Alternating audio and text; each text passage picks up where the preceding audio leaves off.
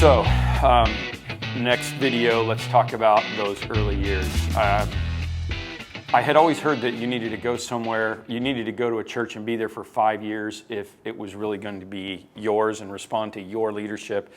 That's not the right way to say it, but you get what I'm saying. If they're going to acclimate to you, if you're going to be, if you're going to be their leader, you need 5 years. And so I thought, okay, well, I get that. And I really got that because my dad was a pastor and we never lived anywhere 5 years.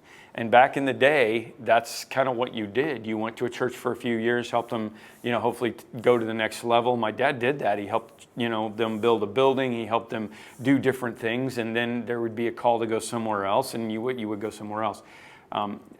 But I knew that fruit was going to be born from, planting this plant and letting it grow. And it wasn't going to happen overnight.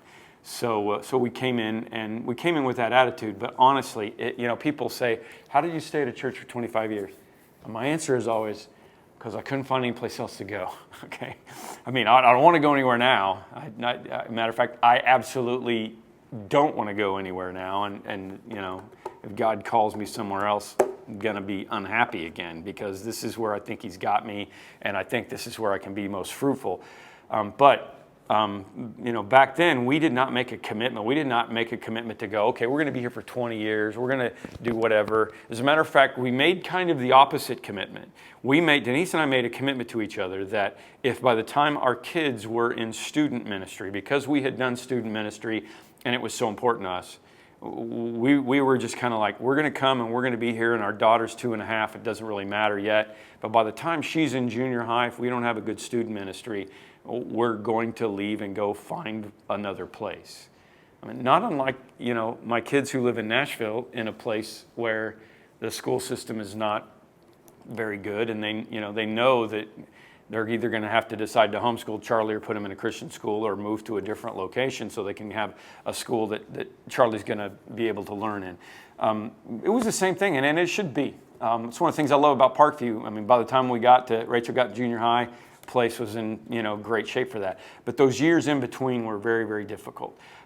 When you decide to take a ship and turn it, it's going to take. You can't do it like a car. You can't do it like like a little speedboat. And this was a big vessel that we were dealing with here, and it meant taking a long time to turn it. It's like the difference between a small plane or a 747. I mean, if you're in a big plane, you know that sometimes you start to feel it kind of go like this, and it takes a while to turn around and go to wherever it is that you're going.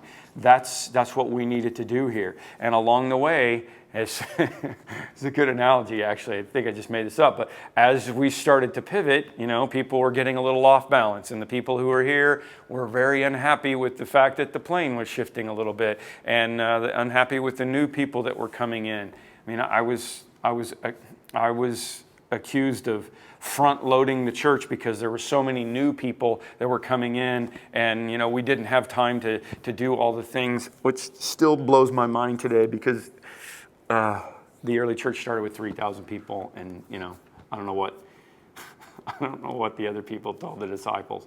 Get all those people out of here. I mean, that's just an ingrown attitude that is natural. But along the way, as the plane starts to make its turn, people are going to get off balance a little bit. They're going to lean a bit, and some people are going to go, "Wee, this is fun," right? And some people are going to go, I don't like this." And I mean, that's the easiest way I can explain what was going on as we were transitioning the church.